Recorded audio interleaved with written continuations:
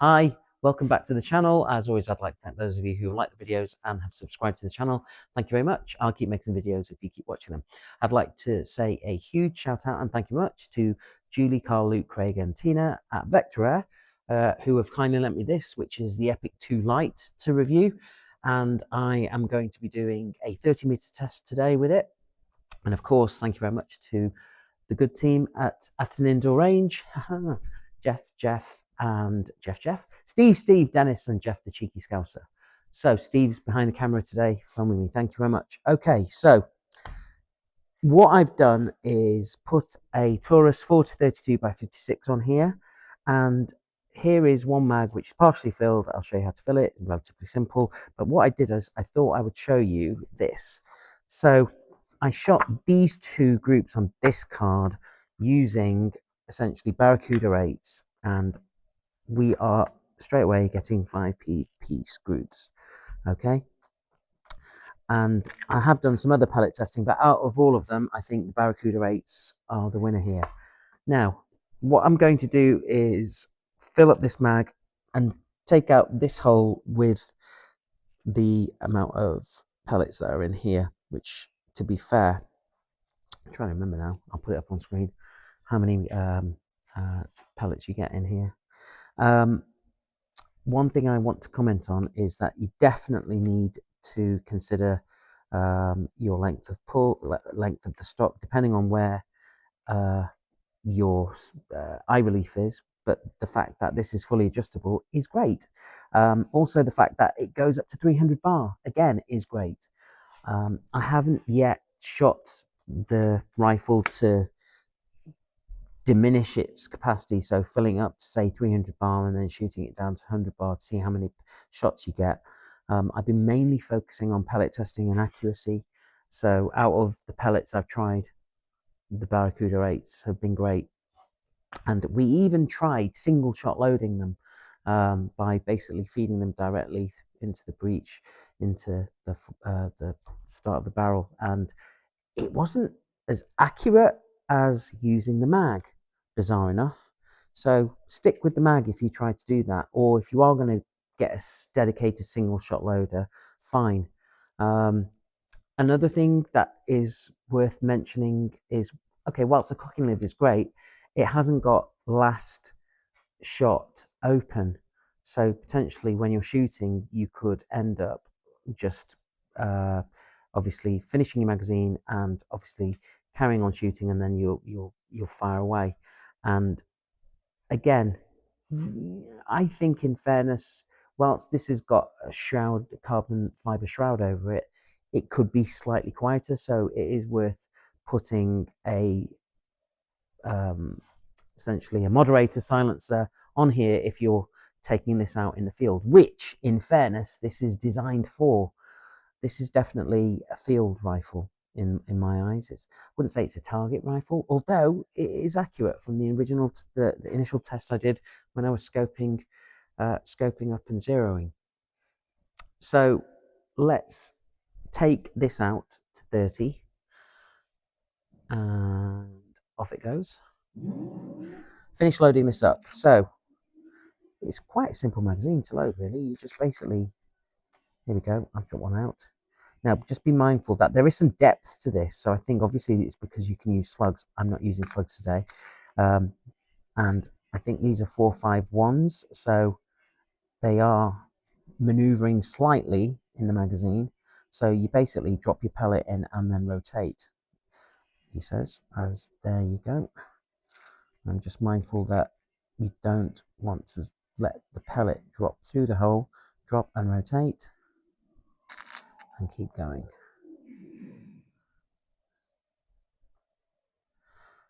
Until it's full.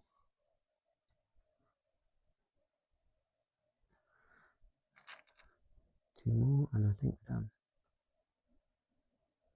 There we go, got one more. There you go. So the magazine loads from the right hand side to the left, over here like this, goes really nice and cleanly in. Simple, nice, elegant. Cocking leather, nice. That's so smooth. It's like so smooth. The indexing was like literally, you can't even feel the pellet going through. That's amazing. One thing, if this was mine, I would move this essentially safety, which has defined clicks. Me personally, I would move it from the right over to the left. I find that far easier. But for now, we've got down for safe, up for fire. Trigger is very nice.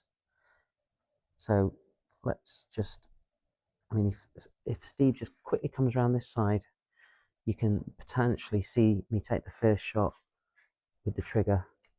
So just to let you know, I'm going to aim for the center of that target, okay? That piece of white paper, and I'm going to just put the magazine through there, all the pellets in that. I'm not going to adjust the point of impact, as in my crosshair, where it goes. We'll see where it groups, but it's good to go, just to make sure it's in fire. And we're in business, okay. Let's just, so there's the first stage right there, see that? And then literally, you literally went through that red hole.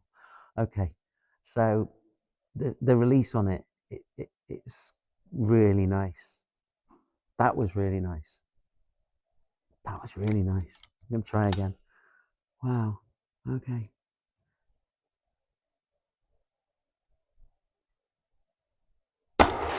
Oh, why did that go down? I don't know why. Oh, I'll show you. I'll show when you'll see.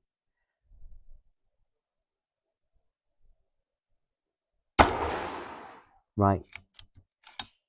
I think what's happened is we found our point of impact.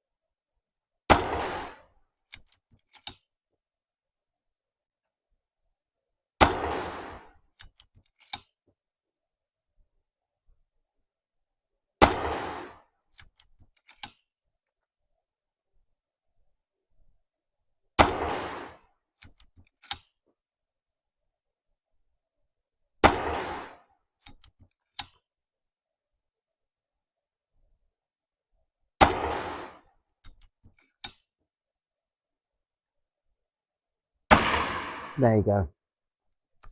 Right, let's bring it back. Now, let me explain what was going on. First shot literally scraped the right hand side, pretty much almost taking out that red dot on the right hand side.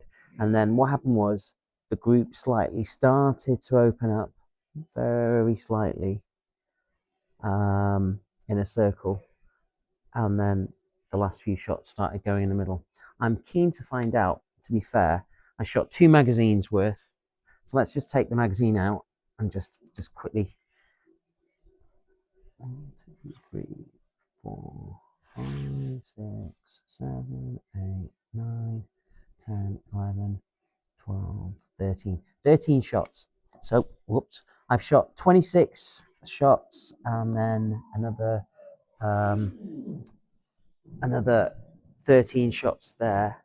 So that's 39 shots from 300 bar.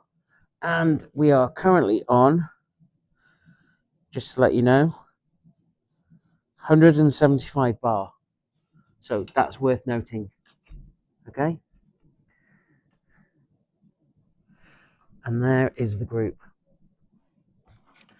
So what happened was literally the first shot just went there, and I was like laughing, thinking great. And then the second shot went there, and I was like, oh wow. And then it started to slowly open up like that, but still, it's just about 5p. Yeah, just about IP. So, in fairness, and again, I think this is something where my pellet selection in terms of JSBs and Barracudas, and I also tried QIS Streamlined. That's all I tried. And there could be better pellets out there, but considering that out of them, this is what I'm getting at 30 yards, I think this is a good, definite field rifle.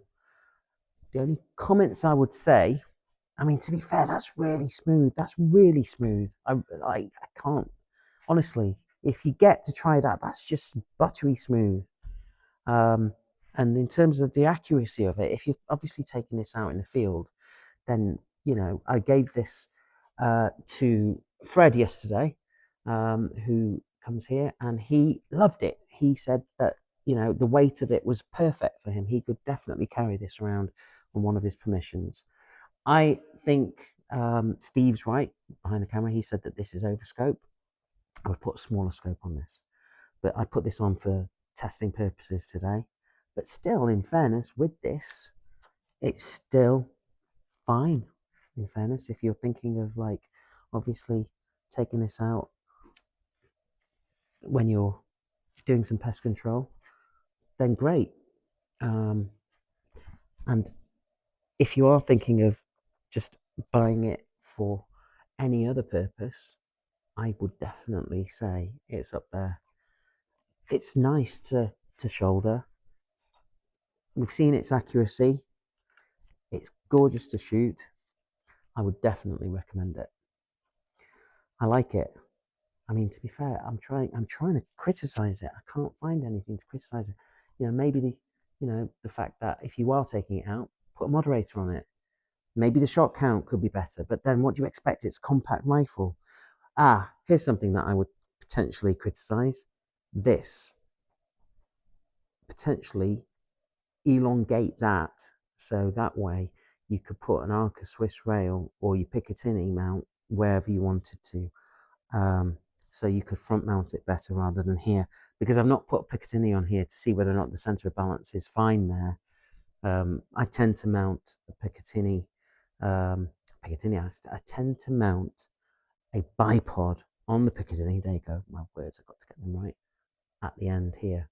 So by extending this out is something that I would look at doing.